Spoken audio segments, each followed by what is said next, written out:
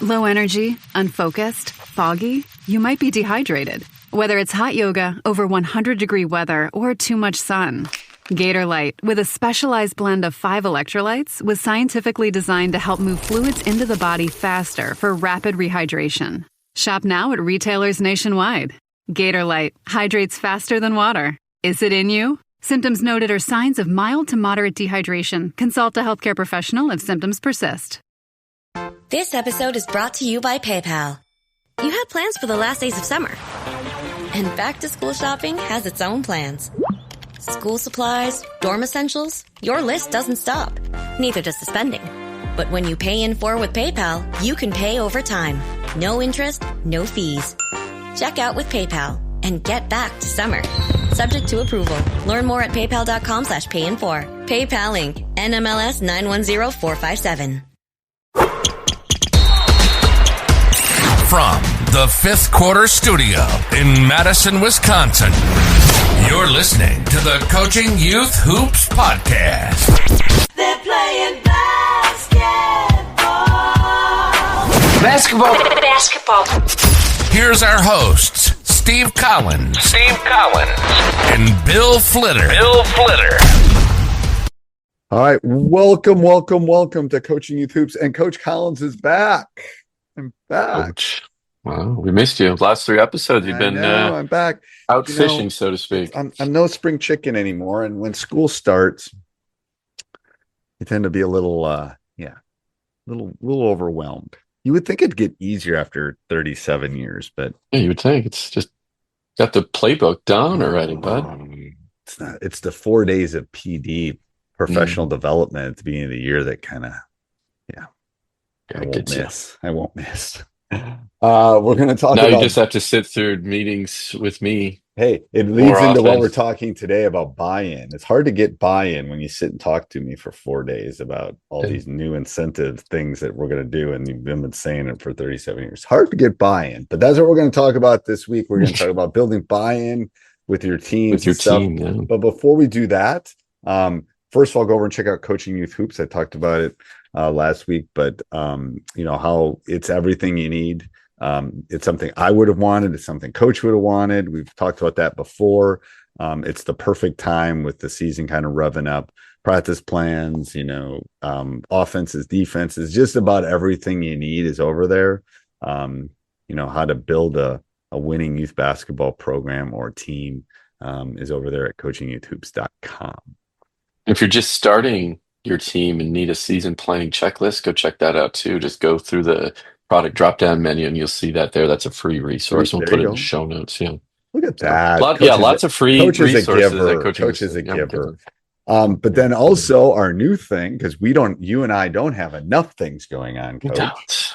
No, Coach and I have been busy. So yeah, we're launching, you've heard it, a couple of times now. If you've been a regular on this podcast, we have a couple big tech projects underway. This one is for tournaments and parents, really is who benefits. So go check it out at sidelinesavings.com. If you are a tournament operator, this one's for you. We've built a ticketing platform to streamline the gate as well as provide a layer of a loyalty program for parents. Parents are the ones that are feeding the sideline economy, and we want to create an opportunity to give back and to really pay them for their loyalty and showing up on those sidelines.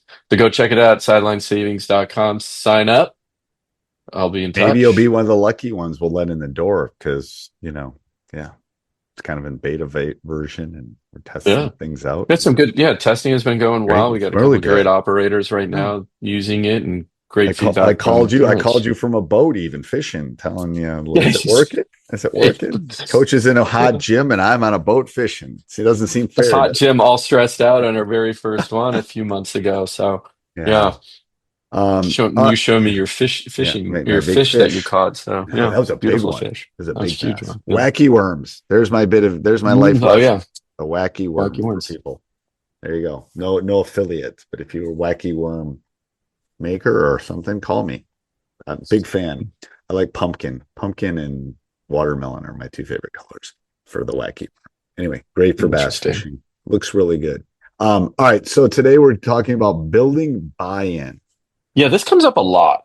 in when we were talking to coaches, how do you build that buy-in, the commitment with your youth athletes?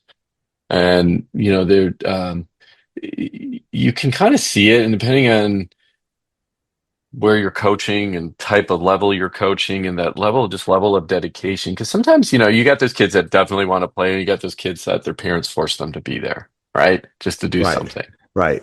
Uh, and, honestly, I think the bigger trend too is if you read all the research on kids and especially boys, less are playing, they're more, they're not feeling Connected. confident and connected. They're spending more time alone, right? And so parents are kind of forcing them outside. They're online, they're doing video games. So how do you change that culture and create that commitment? Well, part of it is there has to be a sense of belonging. I Hmm. mean, building buy-in, similar to what I was talking about with professional development. The best years Yeah. I've had is they're not overselling. They're just getting us connected. It's again, using the teacher analogy, it's like more let's have a cookout and let everybody get together because we haven't seen each other in 3 months. Yeah. My friends, but I haven't seen everybody, and let's reconnect and let's. So it's about the connection. If you Hmm. want buy-in, there are obviously some kids that have the intrinsic stuff that doesn't matter.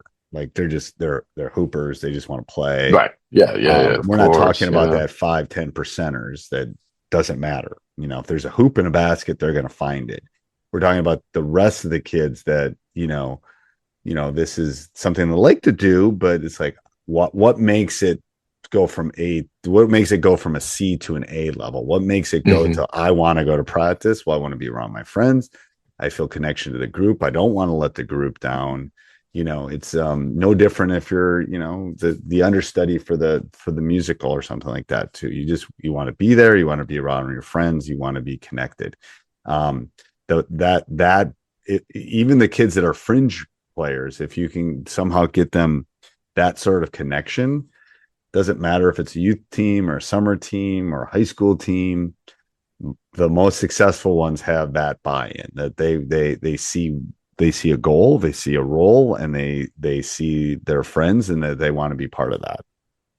Well, and there's a lot there because it's not just one thing, right? It's a lot. And if you had to just as you were saying there, one thing I was thinking about really, it could boil down to the culture you're creating. And all of those pieces that you said are part of that. The role, what is the role? And if they have a role on the team, and if they feel that they have a role on the team, then that gives them that sense of belonging. And the sense of belonging gets them buy-in and commitment. It's that creating the bonding opportunities maybe outside of the court, or even if you do a quick bonding exercise internally, match people up who maybe don't know one another so they feel comfortable coming back. Of course, at the end of the day, for youth, it has to be all about fun. If they're having fun there in that environment and you're creating a fun environment, they'll want to come back.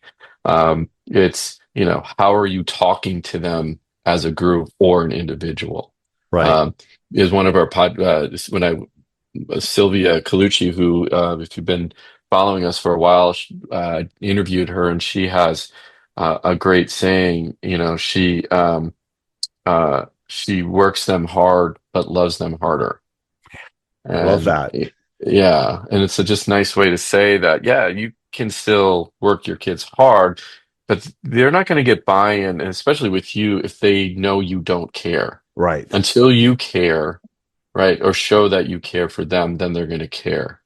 Yeah. Um, Yeah. and and that, and that I've always yeah. talked about this with my level too. It's like the summers was one of my favorite times because that's when I get buy-in. That's when they see me as Coach Collins, and they come over for the cookout, and they, you know, Mhm. that's the when the relationships, because when I do push them, then they know it's out of love. It's not out of like, coach is just being a jerk. No, I'm trying to make you not only a Right. better person, but a better player. And, um, and that's where you can get some of that buy-in. I think is really in that off season. For me, I'm talking about, not for for high school. Yeah. But it all goes back to building, what is culture?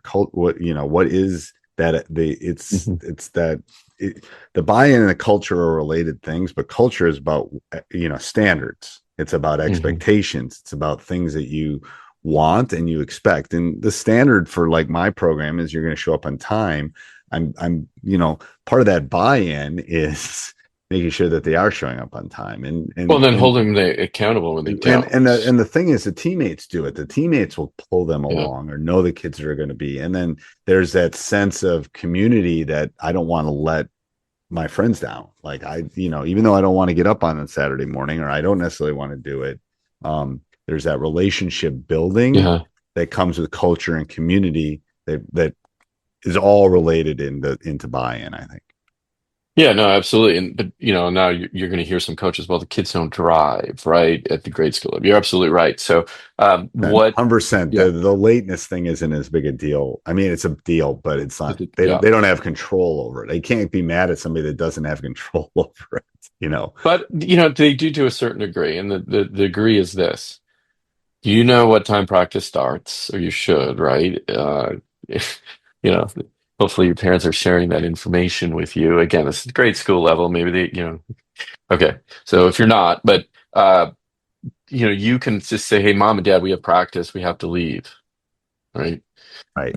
Yes. And you can, of course, again, you're not driving, but I think let's back that up. What I usually do, and even I did this at the grade school level, and parents took, you know, they noticed it, which was I set the expectations for the parents, and that was on the list, right, of being on time. And the reason it's not just because I'm, want to be a tyrant, it's be on time because I have limited practice time.